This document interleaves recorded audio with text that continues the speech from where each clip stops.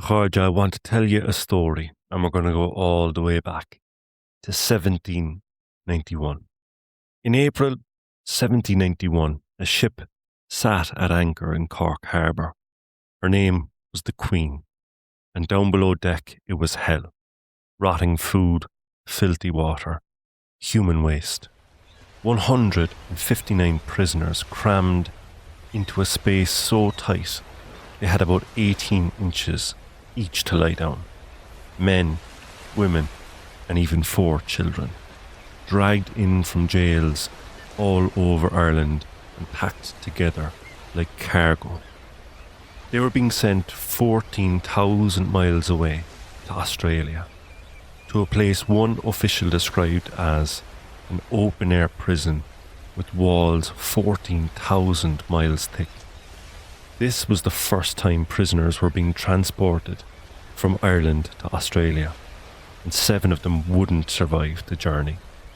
Now, against this, up on the quay, watching all of this happen, stood the Sheriff of Cork City.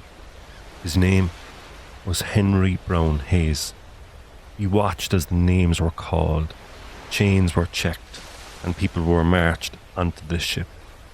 To the men and women being forced below deck, he wasn't just a man, he was the law, authority, power, standing right in front of them. And here's the thing, within 10 years, Henry Browne Hayes would be standing on a quay just like this one again, but not as sheriff, not as a knight, as a convict, waiting to be sent to the very colony he helped to fill. Before we go any further, I want to stop on that quay for a second, because while Henry Browne Hayes was standing there in authority, there were people being loaded onto that ship who had lived a completely different version of Ireland. If we take just one of those unfortunate convicts on the Queen, let's look at a man called Michael Lamb. Michael was from Dublin, and his crime was painfully ordinary.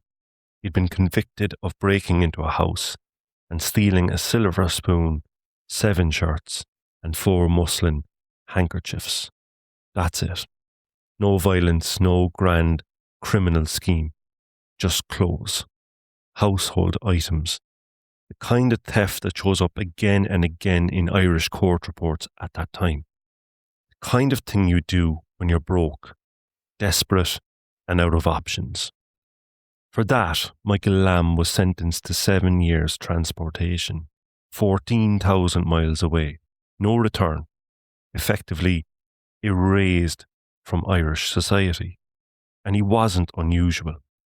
Men like Michael filled Ireland's prisons in the late 18th century, not because they were especially criminal, but because poverty itself had been criminalised. Land had been taken, work was scarce, rents were rising. Penal laws had stripped whole communities of protection, ownership and opportunity. Steal to survive, and the system was waiting. Michael Lamb was marched on to the Queen. Same ship, same voyage, same 5 months of sickness, overcrowding and death, bodies buried at sea. But Michael survives.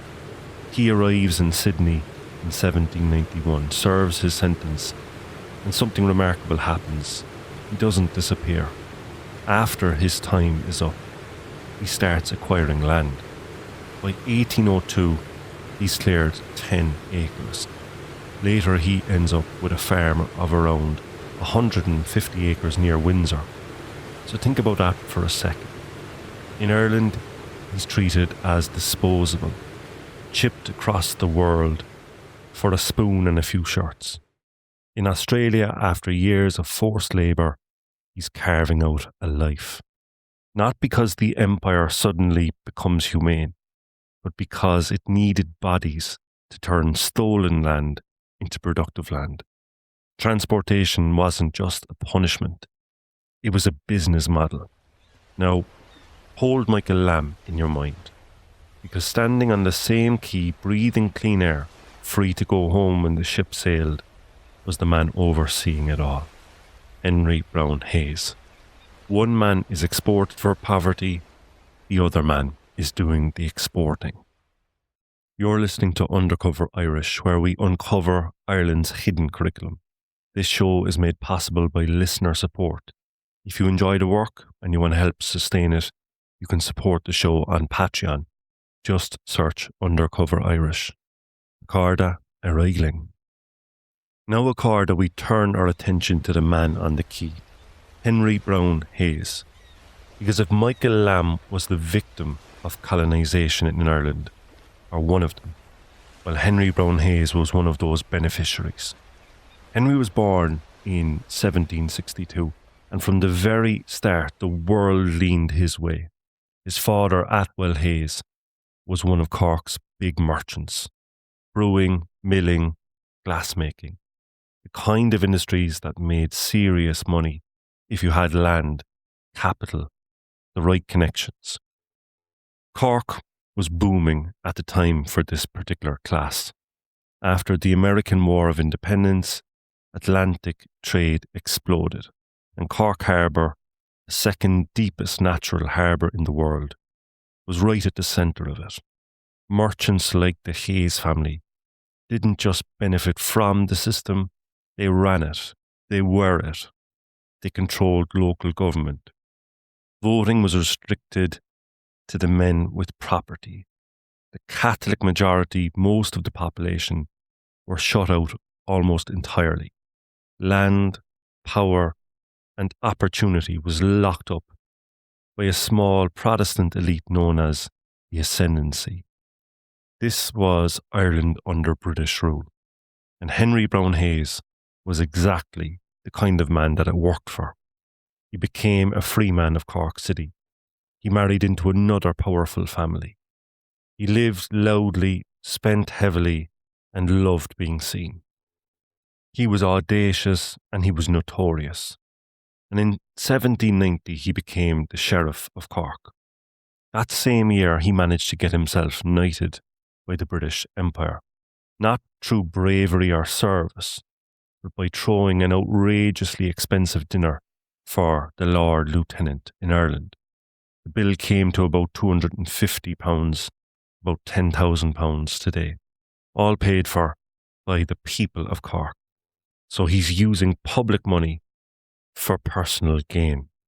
Henry literally bought himself the title Sir Henry Browne Hayes. Certainly corrupt, but also very normal in this particular system. Now, something that's worth looking at for a number of reasons is the house that he lived in. For someone of his status, he needed something to match that power, that presence that he had. And around this time, Cork's richest merchants, they started to head out for the hills, out to the suburbs of today. These so-called big houses started appearing around the city. Not defensive castles, but statements. Buildings designed to be seen. And the Hayes family built one of them on a hill on the south side of Cork City. From up there, you could see the harbour, streets, the whole machine that made families like the Hayeses wealthy in the first place. The house was all symmetry and order. Clean lines, perfect balance, everything measured and controlled. It looked rational, enlightened. But houses like this weren't just about comfort. They were about dominance. This said, this is who's in charge. We're looking down on you. And inside that house, beneath the polished surfaces and classical references, were hints of something else.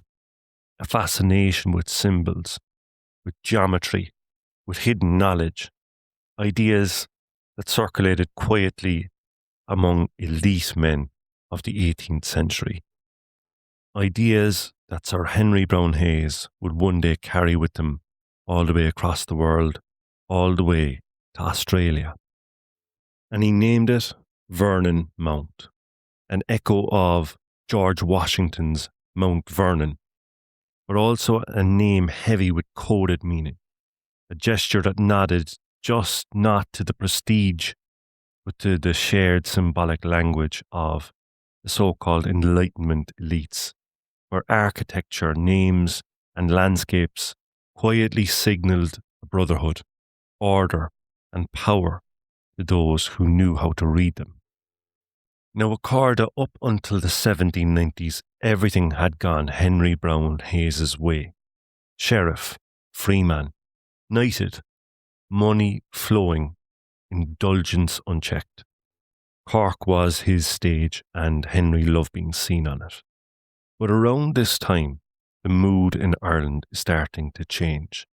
And for men like Henry, that change feels dangerous. Revolutionary ideas are growing everywhere now, inspired by America, supercharged by the French Revolution. People who've spent generations shut out of power are starting to imagine something radical: equality, representation, and a break with Britain. Groups like the United Irishmen are organising across religious lines: Presbyterians, Catholics, radicals. People who normally wouldn't even speak to each other, suddenly talking about shared interests. And at this time, the countryside is boiling too. White boys, Rockites, threatening letters, nighttime attacks on landlords and agents, the kind of unrest that makes people at the top lie awake, listening for footsteps outside. For the Protestant Ascendancy, this isn't abstract politics, it's personal. And then, in January 1793, something happens that sends a shockwave through ruling classes all across Europe. King and Queen of France are executed publicly by revolutionaries. Now, if you're a wealthy landowner or a government official, that image lodges itself in your mind. Heads can roll, quite literally. Henry Browne Hayes belongs to the class with the most to lose. So he doesn't drift towards reform, he drifts towards force. Militias begin forming around Ireland, loyalist, pro-British, explicitly counter-revolutionary. Their job is to protect property, suppress unrest, and crush anything that smells like rebellion. So Henry joins the South Cork militia. Rank in these militias isn't earned through discipline or experience. It's based on property. The more you own, the higher you rise. Henry's wealth buys him an officer's commission, without him ever having to prove that he can follow orders. And that's where the trouble starts, because he's a man that does not take orders well. He's used to indulgence, he's used to deference, he's used to the world bending slightly around him. And his commanding officer is known as Lord Doneraile, St. Leger, a man with his own reputation for arrogance and violence. This is the same Doneraile who once rode up to the home of an elderly Catholic priest and beat him with a horsewhip, convinced that no court and no jury would ever rule against him. But he was wrong. The priest took the case to court, and his defence was led by a Dublin barrister named John Philpot Curran. Curran dismantled the case. He exposed the lies, stripped away the privilege, and persuaded an all-Protestant jury to rule for the priest. Damages were awarded, and Doneraile was humiliated. It was one of those moments that travelled, because it suggested something dangerous, that even men who thought themselves untouchable, well, that wasn't always going to be the case. Back in the militia, tension between Hayes and Doneraile builds quickly. Henry bristled at any kind of authority, especially when it was exercised over him. And sooner or later, the inevitable happens. An argument, then a blow, and Henry struck his commanding officer. In a force built entirely on obedience and rank, that's unforgivable. He's court-martialed, and just like that, Henry Browne Hayes, sheriff, knight, big man around town, is dishonourably discharged. He's out. And around this same time, another pressure is building. Quieter, but just as dangerous. Money. Henry still looks wealthy. He lives like a man who assumes money will always be there. Gambling, entertaining, spending without restraint. But by the early 1790s, there are signs that the ground is shifting. Debts are mounting. Cash is tight. And then Henry does something that makes people sit up and notice. He puts Vernon Mount up to let, to rent. Not because he wants to leave, but because he wants to send a message.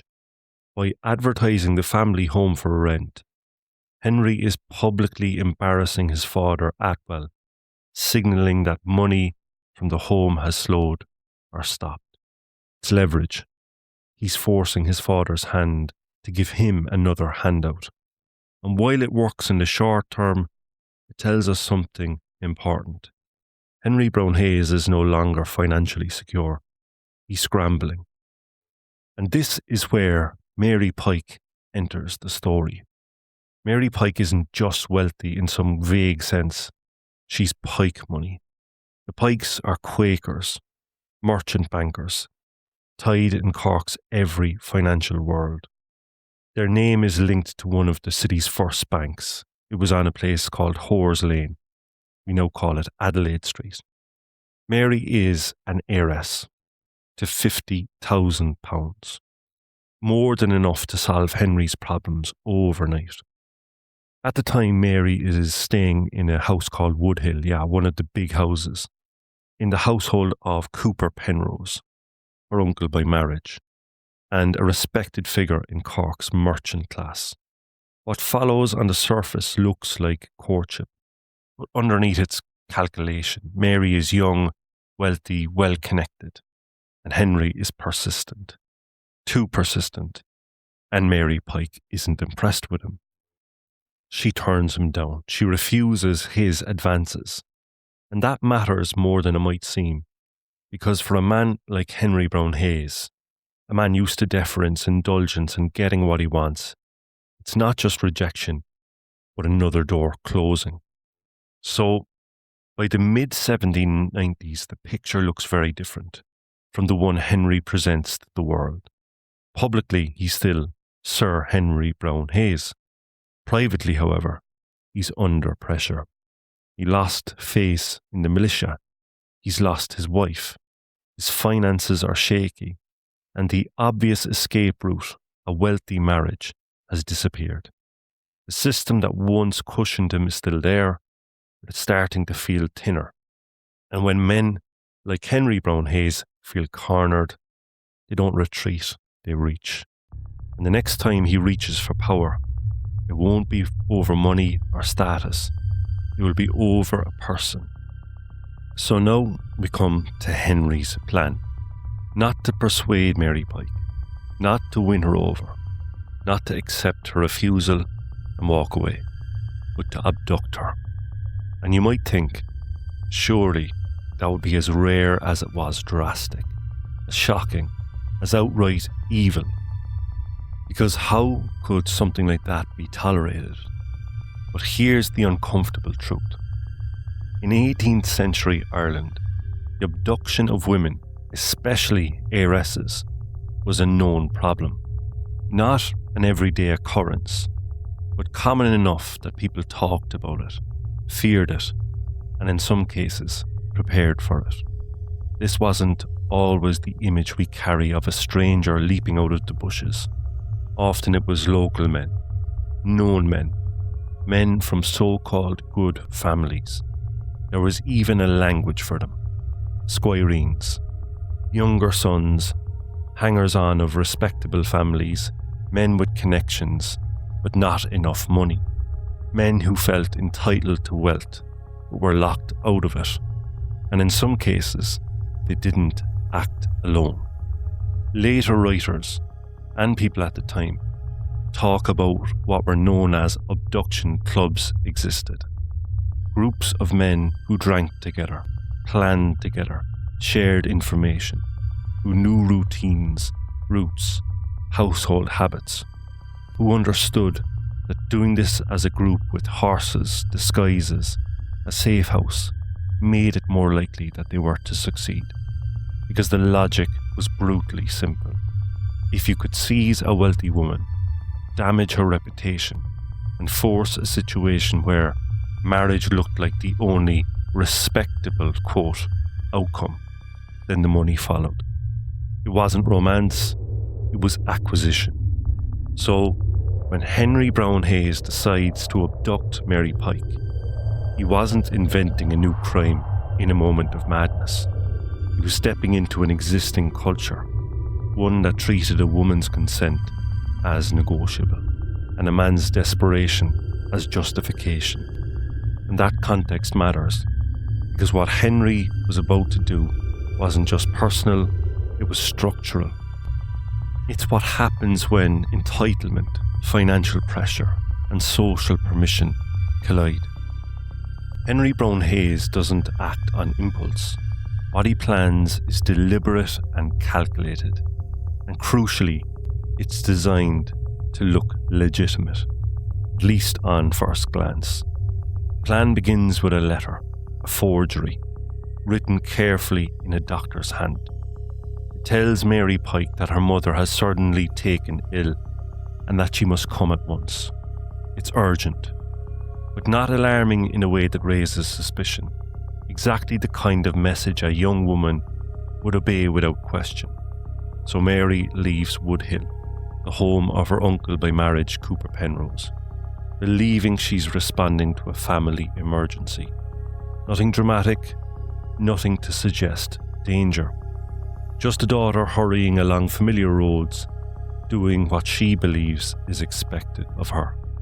And that's where Henry strikes. On the Lower Glanmire Road, Mary is intercepted while travelling. She's seized and forced from her carriage, and any hope that this is a misunderstanding, that someone will intervene, vanishes immediately. Because this isn't confusion, it's force. Henry takes her to Vernon Mount, the big house on the hill, the symbol of his status, the place where he has always been in control. And that's important. Vernon Mount isn't chosen at random. Henry believes once Mary is there, once she's been taken, isolated, and compromised, the logic of the time will do the rest. Her reputation will be damaged. Questions will be asked. And in a society obsessed with honour and propriety, marriage will be framed not as the aftermath of a crime, but as a solution. That's the gamble. That's the calculation. Because in other cases, it had worked. But Henry Browne Hayes makes a catastrophic misjudgment. He assumes Mary Pike will break. She doesn't. He assumes her family will panic, negotiate, and quietly contain the scandal. But they don't. And he assumes that the system, the one that has cushioned him his entire life, will once again smooth things over. But this time, it won't. Because Mary Pike resists. She refuses to cooperate. She refuses to be turned into a bargaining chip in her own life. And Cooper Penrose does not hesitate. He raises the alarm immediately. Rewards are offered, messengers are sent, pressure is applied. This isn't allowed to drift into gossip or to be buried in polite silence. It has now become public, urgent, and impossible to ignore. And suddenly, Henry's house, the one that was meant to project control and dominance, becomes evidence, not of power, but of guilt. This is the point of no return. Up until now, Henry Browne Hayes has lived in a world where consequences were negotiable. But abduction, especially the abduction of a well-connected Quaker heiress, crosses a line that even privilege can't easily erase. Mary Pike is not poor. She's not isolated. She's not without powerful allies. Henry hasn't just attacked a woman, but he's challenged a network. And that network is about to respond relentlessly. Once Mary Pike is rescued, there's no attempt to smooth this over quietly. There's no backroom negotiation, no polite silence. Cooper Penrose moves immediately. He treats this not as a scandal to be managed, but as a crime to be answered. Within days, notices start appearing in the newspapers. At first, Penrose offers a reward of £500 for information leading to the arrest of Henry Browne Hayes. That alone is a staggering sum. It's enough to change a life. But when it doesn't bring Henry in, the reward is increased. £1,000. At that point, the entire city is watching. This is no longer just about Mary Pike. It's about whether a well-connected man can abduct a woman from a so-called respected household and simply evade justice. Eventually, Henry Browne Hayes is handed over. But as much of this story is, even the handover has question marks around it. The man who hands him over is a barber named Coughlin. Now, on paper it looks straightforward enough, but rumours circulate that he's in on this too, and that there was an agreement between the two men to split the handover money. And Coughlin himself now has money, enough to build 3 bow-fronted houses on the Grand Parade, Shride and Capelvy, right in the heart of Cork City. Those houses are still standing today. Was it an informer cashing in, or was there an arrangement? Did Henry Browne Hayes, already seeing the walls close in, decide that being captured on his own terms was better than being hunted down indefinitely? We can't say for certain, but we can say this. Henry doesn't die on the run, he doesn't vanish into exile. He's delivered. And from that moment on, the story moves somewhere that he can't control.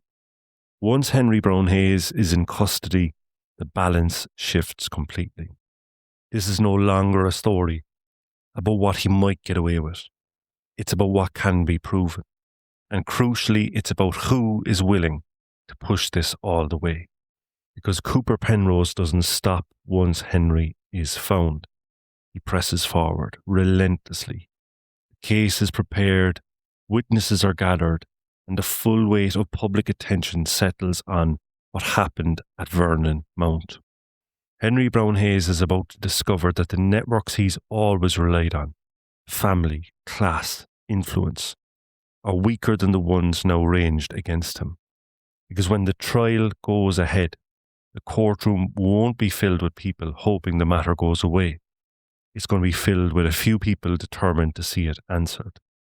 And standing on the other side of the courtroom will be a man whose name we've already heard, John Philpott Curran. Once Henry Browne Hayes is in custody, the story stops being about rumours and rewards, and now it's about evidence. So in April 1801, nearly 4 years after the abduction, Henry is brought before Cork Spring Assizes, with Robert Day, Mr. Justice Day, presiding. This isn't quiet local embarrassment, it's a public reckoning. And the charge is blunt: the forcible taking of Mary Pike. And every part of the plan is dragged out into the open. Forged letter designed to lure her from Wood Hill, the ambush on the road, the seizure, the confinement at Vernon Mount, and the attempt, including Henry's own sister, to force a marriage that would magically turn a violent crime into a solution. This is no longer Henry's versions of events, it's everyone else's. And it's worth talking about the leader of the prosecution again, John Philpott Curran, because his reputation precedes him in terms of his ability in the courtroom. But he's also a close personal friend of Cooper Penrose. He's a man that in his career defended Napper Tandy and Robert Emmet. And this gives us a little bit of a hint to Cooper Penrose's own political leanings as well. Now, there's a story told about the final day of the trial. As Curran walks into court, an admiring woman calls out, "Long life to you, counsellor, and I hope you win the day." And Curran turns and replies, "If I do, I'm afraid you'll lose the night." It's a sharp line and it's thrown away casually, but it cuts straight to the truth. If Curran wins, a powerful man falls. Now it's worth pausing here again, because Hayes' fate isn't something that's being decided like in a vacuum. Ireland has seen this kind of crime before. So let's look at that. Back in 1779, two young heiresses, two sisters, were abducted in the southeast of the country by a man called James Strange and a man called Garrett Byrne. The case was grim. Forcible abduction, coerced marriage, violence. Weeks on the run before the men were finally caught. When that case came before the courts, it didn't end quietly. They were tried at Kilkenny and they were sentenced to death. So when Hayes' trial reaches its final moments, the possibilities of the gallows, it's not just theatrical, it's actually a precedent. This kind of crime could cost you your life. And when the jury finally returns, they find Henry Browne Hayes guilty. But then they do something revealing. They recommend mercy. That single word matters. It tells us they believe the crime happened, but they hesitate just slightly at fully destroying a man of Henry's class. Justice Day still has to do his duty. He passes the statutory sentence of death. For a moment, it looks as though the fall will be complete. But the jury's recommendation does its work. The sentence is commuted. Henry Browne Hayes will not hang. Instead, he's sentenced, in a twist of irony, to transportation for life. And this is where the case leaves us with an uncomfortable truth. Others had been executed for crimes like this. Hayes is not. He's spared. Not because the law doesn't apply, but because it was bent. For Michael Lamb, transportation had been a punishment for poverty. For James Strange and Garrett Byrne, Catholics, it was the rope. For Henry Browne Hayes, it became exile. The system finally turns on one of its own, but not without flinching. And it's worth mentioning as well that the recommendation of pardon came from Philip York, the 3rd Earl of Hardwicke, a man who was the Lord Lieutenant of Ireland at the time. So perhaps the favours won by Henry Browne Hayes over the years, or Hardwicke's loose link to Freemasonry, paid dividends for Henry in this case.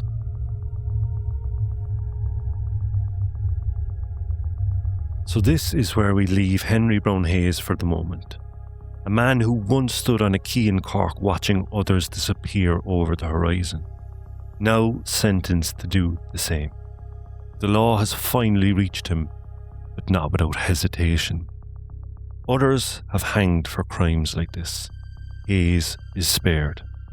Not because the crime wasn't proven, not because the harm wasn't real, but because the system flinched.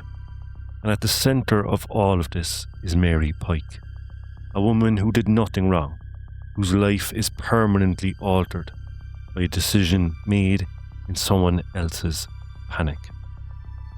Hayes will be removed, transported, exiled. Mary will remain. And that imbalance is important to note, because transportation sounds final. It sounds like the end of a story. But for Henry Browne Hayes, believe it or not, it isn't.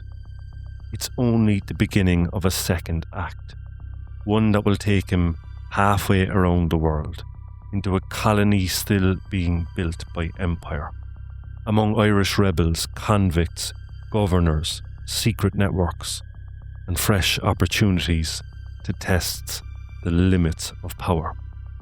Next time, what happens when a man who believes rules are negotiable is dropped at the edge of the empire and refuses to behave like a convict?